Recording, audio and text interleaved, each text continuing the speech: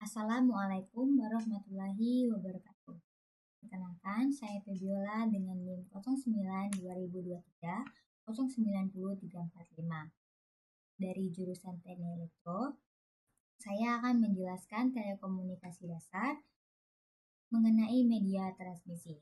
Nah, sebelum itu kita harus lebih tahu dahulu apa sih itu media transmisi. Nah, jadi media transmisi itu adalah saluran atau perantara yang digunakan untuk mengirimkan data atau sinyal dari satu perangkat ke perangkat lainnya.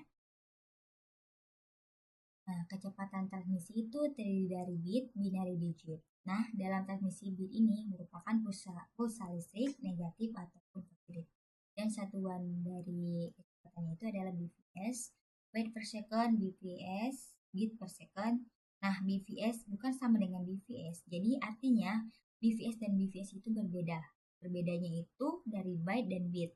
Dan bisa kita lihat itu secara spesifiknya itu adalah menggunakan huruf abjad B besar dan B kecil.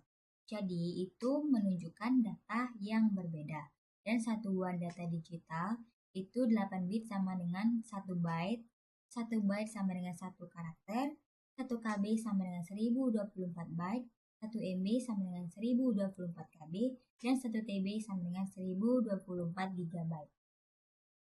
Yang kedua yaitu adalah media transmisi. Kategori media transmisi ini terbagi menjadi dua kategori. Yang pertama itu adalah joined dan unjoined. Nah, joined ini adalah media yang menggunakan kabel. Jadi, media ini menggunakan saluran fisik untuk menyalurkan sinyal ke pengirim dari pengirim ke penerima. Sedangkan unjoined ini lawan dari kata joined itu sendiri. Nah, unjoined ini artinya tanpa menggunakan kabel. Jadi, media ini tidak menggunakan saluran fisik, melainkan menyebarkan sinyal melalui udara atau di ruang bebas.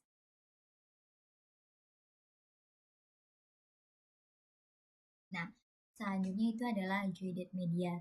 Nah, ada 4 tipe dari joined media itu sendiri. Yang pertama itu adalah open wire, yang kedua itu adalah twisted wire, optical cable, dan optical fiber.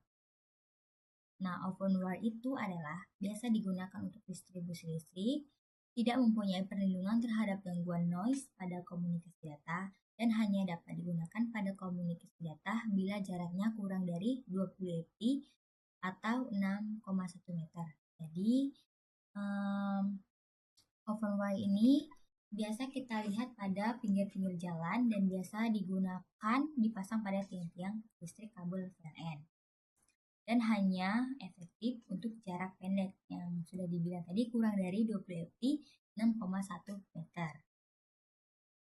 Dan selanjutnya itu adalah twisted wire. Dan di sini adalah merupakan 3 bentuk organisasi. Yang pertama itu adalah Electronic Industry Association, EIA,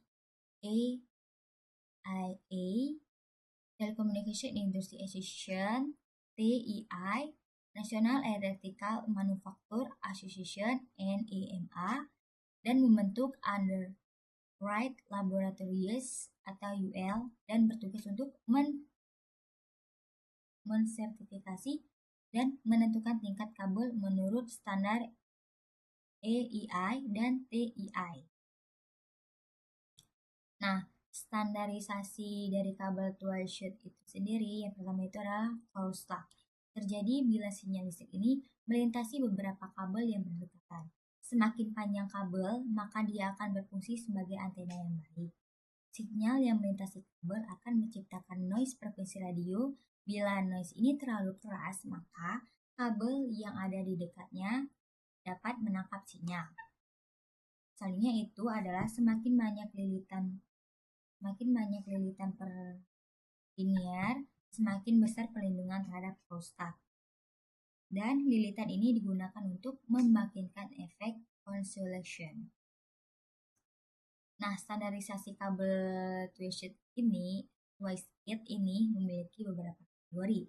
Yang pertama itu adalah kategori kabel model lama yang hanya dipakai sampai 1983, dan tidak cocok untuk transmisi data kecepatan tinggi. Dan kategori 2 itu untuk kecepatan transmisi hingga 4 Mbps dan spesifikasinya cocok dengan kabel jenis 3 IBM, 4 pasang terlilit solid, dan tak terbungkus untuk suara dan data. Dan untuk kategori yang ketiga itu adalah paling sedikit dan memiliki 3 lilitan per kaki 30,5 cm linier dan tidak ada dua pasang yang memiliki pola lilitan yang sama. Hal ini untuk mengurangi crosstalk. Nah, standarisasi kabel tulis lanjutan dari kategori 3 tadi.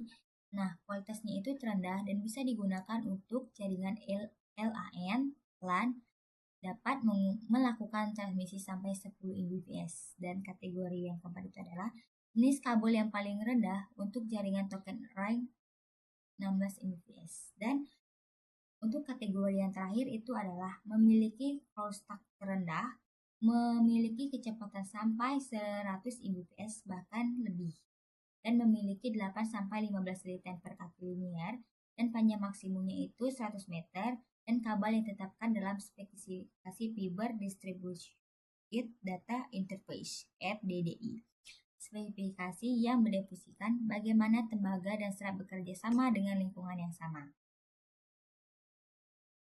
Nah, untuk perlindungan kabel T-Switch ini, itu yang pertama itu adalah UTP, Unsighted Twitched Fire, dan hanya lilitan antar kabel untuk menghindari crosstalk. Tidak ada perlindungan interferensi atau induksi sinyal dari luar kabel. Nah, untuk STP-nya itu Shielded Twitched Fire selain dililitkan juga punya proteksi terhadap induksi atau interferensi sinyal dari luar kabel berupa lapisan kertas aluminium foil sebelum jaket menembus keluar. Nah, jadi ini adalah gambar kabel UTV dan ini adalah untuk gambar kabel STV.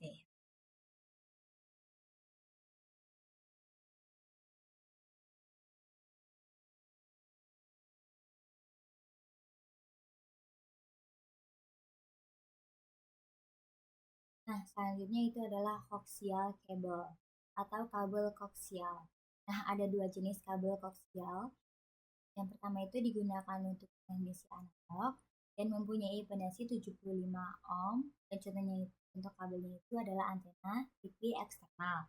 Yang kedua itu digunakan untuk transmisi digital dan impedansinya itu 50 ohm dan contohnya itu adalah kabel jaringan komputer. Nah, di sini ada gambarnya. Yang pertama itu adalah lapis PET atau dielectritis. Yang kedua itu adalah lapisan aluminium foil atau jalinan logam. Dan yang ketiga itu adalah lapisan sekat luar atau jaket. Dan yang terakhir itu adalah konduktor dalam. Nah, konektor kabel koaksial itu terdiri dari T-konektor, BNC konektor, dan ini adalah pemasangan pada LN card, dan ini adalah termitor. Nah, itu selanjutnya adalah standarisasi coaxial cable atau kabel koaksial Nah, terdiri dari 4 jenis kabel. Yang pertama itu ada Ethernet, sering disebut 10 base 5, standar yang ditetapkan oleh IEE, Institute for Electrical and Electronic Engineer, dan memiliki diameter 0,4 inci. Dan selanjutnya adalah RJ58A VU, sering disebut sebagai 10 base 2 dan memiliki diameter 0,18 inci. Dan selanjutnya itu adalah RG59PU, digunakan pada TV kabel dan ArchNet topologi jaringan mode lama dan memiliki diameter 0,25 inci. Selanjutnya itu adalah RG62PU, digunakan pada ArchNet dan terminal IBM dan memiliki diameter 0,25 inci. Selanjutnya adalah fiber optic. Nah, kabel tembaga adalah medium elektronik untuk menghantarkan sinyal elektronik. Fiber optik itu sendiri adalah medium elektronik untuk menghantarkan sinyal fotonik atau cahaya. Selanjutnya adalah reflection atau reflection. Yang pertama itu adalah refraction. Itu cahayanya tampak tapi itu menembus air. Dan untuk yang reflection itu cahayanya tampak tapi mantul ke udara dan bisa dilihat pada gambar ini. Nah, selanjutnya itu adalah tipe fiber optic. Berdasarkan model transmisi yang digunakan, tipe fiber optic itu terdiri dari index, grid index, dan single mode. Yang pertama itu adalah step index. Nah, step index ini menggunakan LED sebagai sumber cahaya dan memiliki diameter core itu 62,5 mikron. Bisa kita lihat pada gambar ini. Jadi step index ini cahayanya itu merambat dengan pantulan tekan internal secara zigzag. Jenis mode-nya itu bisa digunakan untuk multi-mode lebih dari satu jalur cahaya. Dan kelebihannya itu sederhana dan lebih murah, tetapi kekurangannya itu tidak cocok untuk jarak yang jauh. Nah, selanjutnya itu adalah grade index. Nah, grade index ini menggunakan LED sebagai sumber cahaya dan memiliki diameter core 62,5 mikron. Dan bisa kita lihat pada gambar ini, grade index ini cahayanya melambat lebih halus dan mengurangi diffraction. Dan jenis mode itu biasanya untuk multimode dan kelebihannya itu lebih cepat daripada yang sebelumnya atau step index karena sinyal lebih sinkron dan sampai tujuan. Dan kekurangannya itu ini sendiri lebih mahal daripada step index. Yang selanjutnya adalah single mode. Nah, single mode ini adalah menggunakan laser sebagai sumber cahaya diameter core atau 9 mikron. Yang bisa kita lihat pada gambar ini, jadi artinya ini cahaya melambat lurus tanpa pantulan banyak. Jadi jenis mode-nya itu hanya satu mode dan cahaya yang lewat. Jadi kelebihannya itu kecepatannya tinggi, jarak yang jauh, dan sinyal tidak mudah untuk melemah. Dan kekurangannya itu lebih mahal daripada dari step index dan grid index. Dan butuh sumber cahaya laser yang tepat.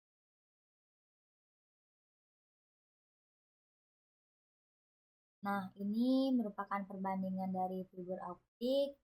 Secara gambar ada step index, grid index, dan single mode. Dan selanjutnya itu adalah spesifikasi pemakaian fiber optik. Yang pertama itu adalah under kabel. Nah, menggunakan LED sebagai sumber cahaya, attenuation 3,5 dB per kilometer dan kehilangan 3,5 per kilometer sinyal. Dan panjang gelombangnya hanya yang digunakan 850 nm atau nanometer dan menggunakan multimode untuk menggunakan berbagai cahaya. Dan outer kabelnya itu menggunakan laser sebagai sumber cahaya, attenuation-nya itu 1 dB per kilometer dan panjang gelombangnya itu 1170 nm atau nanometer dan monomodenya itu adalah single mode.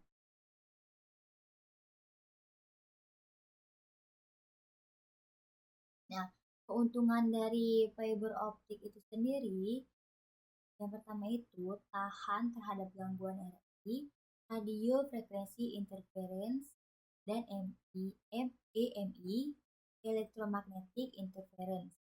Itu keamanan, tidak bisa disadap melalui kabel biasa. Yang ketiga itu adalah bandwidth yang besar. Yang keempat itu cepat. Yang kelima itu jangkauan lebih jauh dibanding. Dan yang terakhir itu adalah kecepatan transfernya itu yang lebih tinggi.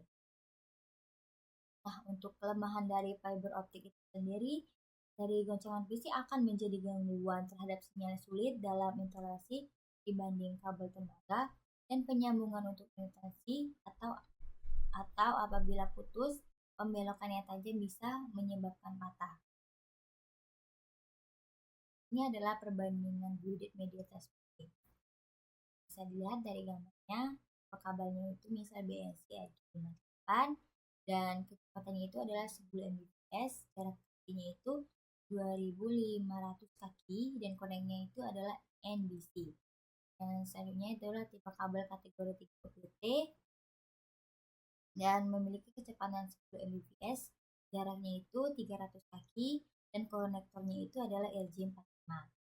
Dan untuk tipe kabel kategori 4UTP, itu kecepatannya itu mencapai 16 Mbps atau jarak dari 300 kaki, dan konektornya itu adalah IBM token ring.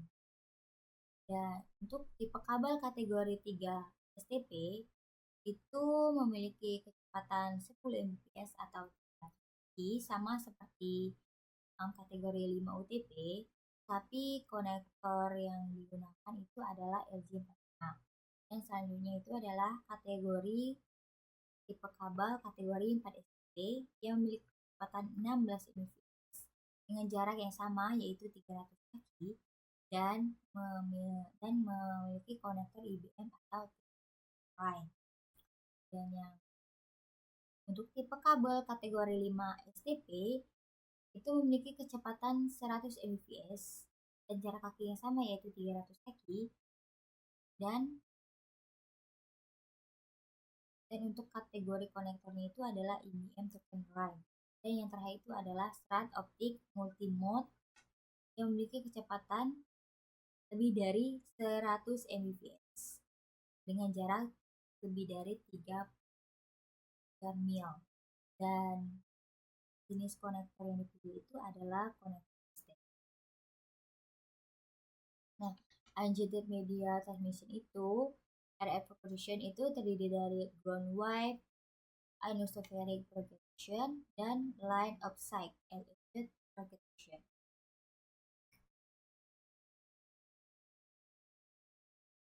Yang pertama itu adalah ground wave. Nah, ground wave itu adalah pengamatan gelombang radio mengikuti kontur atau kurva permukaan bumi dan beroperasi sampai frekuensi 2 MHz.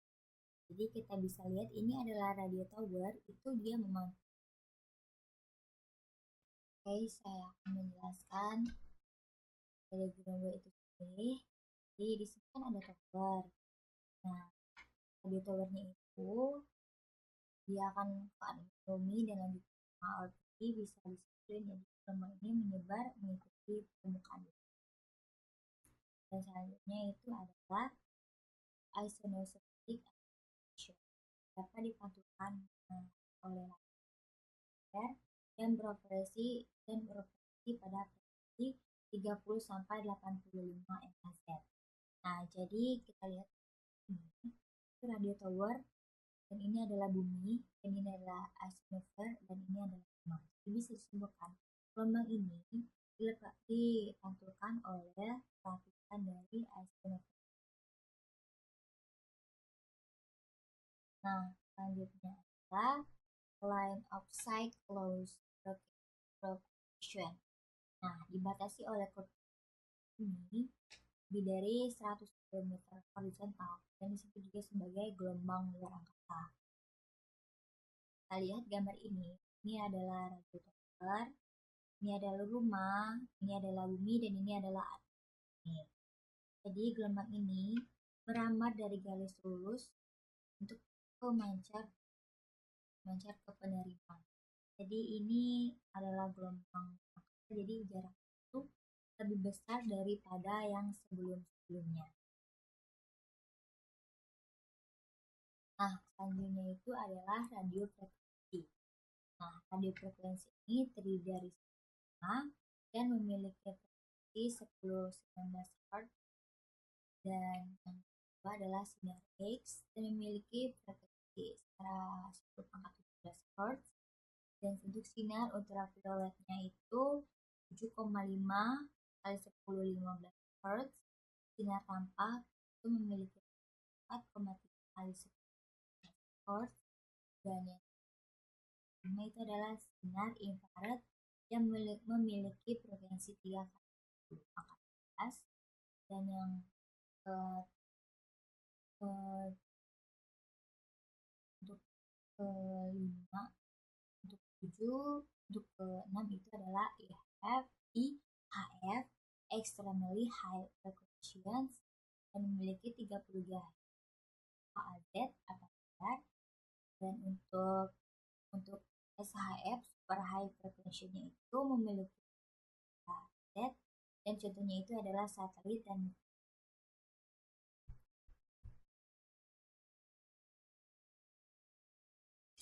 selanjutnya itu adalah radio frekuensi. Nah, UHF itu lanjutan yang dari ini adalah UHF itu ultra high frequency yang memiliki Z atau UHF. Contohnya itu adalah UHF.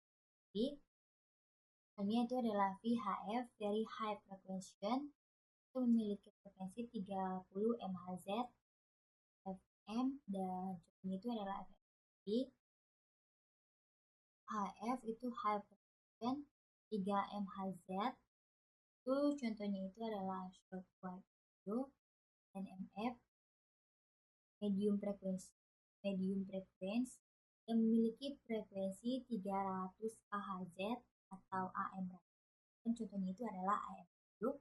LF itu low frequency yang memiliki frekuensi 30 kHz, dan contohnya itu adalah navigation. VLF very low frequency yang memiliki 30 kHz, dan contohnya itu adalah submarine communication. Dan yang selanjutnya adalah FEF, voice frequency yang memiliki frekuensi 300 Hz, dan contohnya itu adalah audio.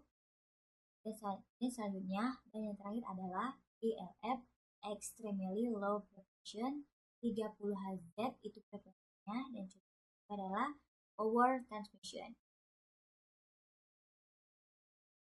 Nah, keuntungan dari gelombang microwave atau keuntungan menggunakan gelombang mikro atau mikro, akusisi antar tower itu tidak begitu dibutuhkan, dapat membawa jumlah besar, biaya yang murah karena setiap tower antena tidak memerlukan batas frekuensi tinggi atau gelombang pendek, hanya membutuhkan antena yang kecil. Ini adalah contoh dari gambarnya, itu ada transceiver, receiver, dan reflector. Nah, kelemahan gelombang mikro atau mikro itu, yang pertama itu antunasi dipengaruhi terpantulkan oleh permukaan datar, misal air atau jam. Nah, hanya itu adalah satelit adalah sebuah transponder yang diorbitkan pada orbit geostationary yang bertugas menerima sebuah frekuensi dan mentransmisikan ke tempat lain. Nah, geostationary itu berjarak 36.000 km di atas permukaan bumi, dan LEO low Earth orbit itu berjarak 900 km di atas bumi dan membutuhkan 66 satelit itu agar dapat mengcover seluruh. Nah, itu ada uplink, itu ada satelit. Downlink itu menerima data dari satelit, dan biasanya frekuensi uplink lebih tinggi daripada downlink. Nah, ini adalah contoh satelit.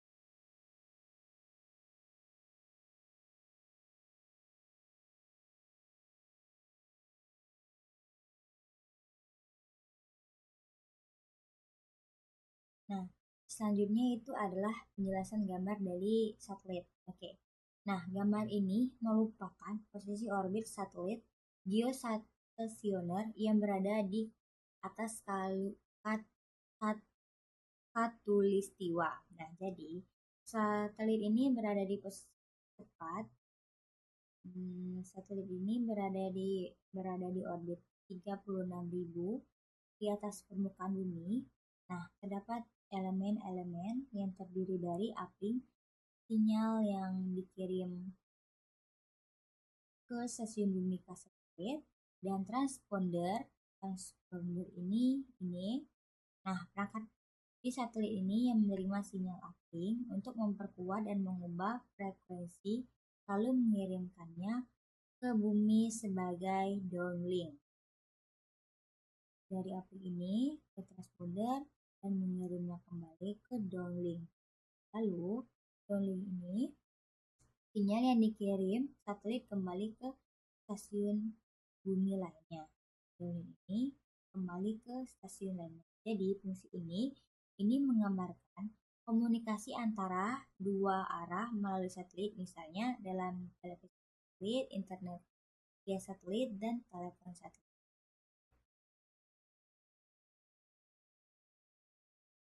Saja penjelasan dari saya undur diri. Apabila salah, maaf.